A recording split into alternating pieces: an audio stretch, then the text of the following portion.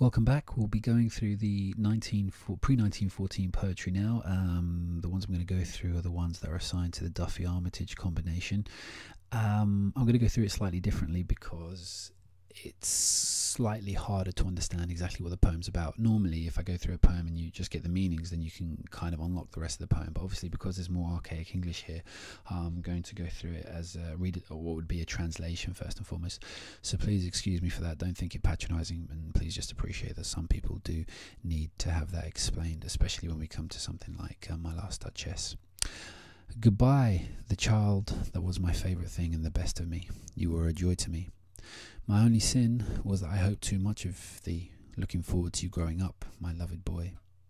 For 7 years God gave you to me, and then I paid God back with exactly the same as what he gave me, you. And that was fair, because from God you came, to God you return, so I regard it as a just day.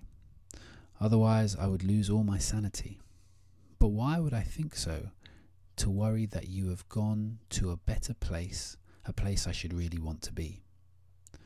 You have escaped this world and all the pains of the flesh, and even if you had had a perfect life, you would yet have aged and become decrepit, and you've avoided all that. So rest in soft peace, and if asked, I will say, here is my best piece of work, you. And from now on, I promise, whatever happens, when I love, I will try and avoid loving too much.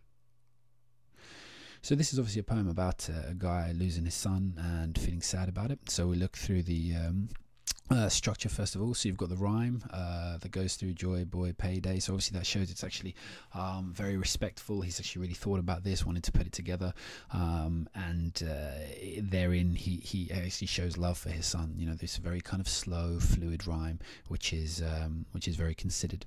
You've got the enjambment, which again allows you to actually concentrate on words for why, obviously when they're asking the question there, and also in here doth lie. The idea is just kind of the pause and reflection there, just to make us think about this child in the ground. And the structure as well is kind of like a eulogy, obviously, because it starts with farewell, and it's going through obviously the poem, and actually just showing the respect and love and care for the boy. You could actually pick up something on the title. Obviously it's On My First Son, and what this could actually be, it could be on my first son's gravestone. It could be something that could actually be there. Again, that's just put out there for thought. I'm not saying that's exactly what it is. So meanings then, well, obviously you've got death, rest in soft peace obviously comes across, and obviously the thing that to develop that a little further is wondering is like whether the child, obviously Ben Jonson was a religious man, whether the child was actually going on to a better world somewhere where obviously he wouldn't actually get the idea of pain, etc., with regards to heaven. And obviously he didn't think his child would be going to hell, so I presume in this case that he was baptized and christened if it was a Christian religion. You've also got the meaning of the parental relationship, and basically how he actually thinks that loving him too much was almost like a sin, and he was such a joy. And maybe that's another one of the rootings here of an extension, in the meaning. It could be to do with the fact that one shouldn't love, or a religious person, one shouldn't love anything more than they love God, and perhaps that was his sin, and that's why again it would be a transgression against God. And then you've got the idea that comes through here about one's best. I mean, there was this 7-year-old boy who's probably sick, may well have had tuberculosis, obviously you don't know, and then that would have been the reason that he died, and yet still that this is considered his best piece over here. So it's actually really interesting to see what people actually regard as their best piece, their best thing. But obviously if you speak to many parents, they think their children, especially in the young age, are the best things that they've ever had, have ever done. You've got the images, of course, of the best and the right hand. Obviously, that's a religious image of Jesus being the right hand of God. You've got the image of the child, obviously with this the 7 years, obviously the word child, obviously, and then the 7 years obviously accentuates the age, and obviously in soft peace because it probably was a very gentle child, and obviously that could be a reference to the mud and clay as well. You've got the images of religion as well, again with the word sin, and you've got with the soon escape this world's, so obviously there's another world that he's actually going on to.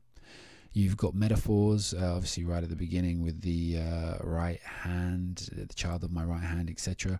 Again, that reference to God. You've also got exclamation marks put in for effect. So again, I could lose all my sanity. And over here, the pain that we'd feel. You've got questions offered for offered for consideration here. Basically, it's not rhetorical because he actually starts answering it in the second part there, but it's just a question posed halfway through the poem. It like shows he's actually stopping and reflecting about exactly what he's about to say. We've got interesting words put. The word Lent. That softens the idea of death, and maybe it's a very comforting way of people actually dealing with the fact that they lost a child if they are religious, and obviously it was lent to them by God. And you've got the alliteration here of the so soon scaped, and basically that's quite soothing, so it makes it sound like it was a clear passage. He was lucky to actually escape this world. So what does actually get us thinking about? Well, obviously we think about parental relationships with their children and how much they do love them, etc. We get thinking about an afterlife, what happens to us after we die, and where they actually go back to. So obviously here the mirrored metaphor is the idea of the Father and the Son, and obviously the Father and the Son of Christian part of the Christian Trinity. So obviously that's being mirrored there. It just gets us thinking about what might happen after death. And lastly, it gets us thinking about the thing, is there something as valid as too much love? Can people actually do that? And is it something, once you get bitten in that area, do you become twice as shy because it hurts so much?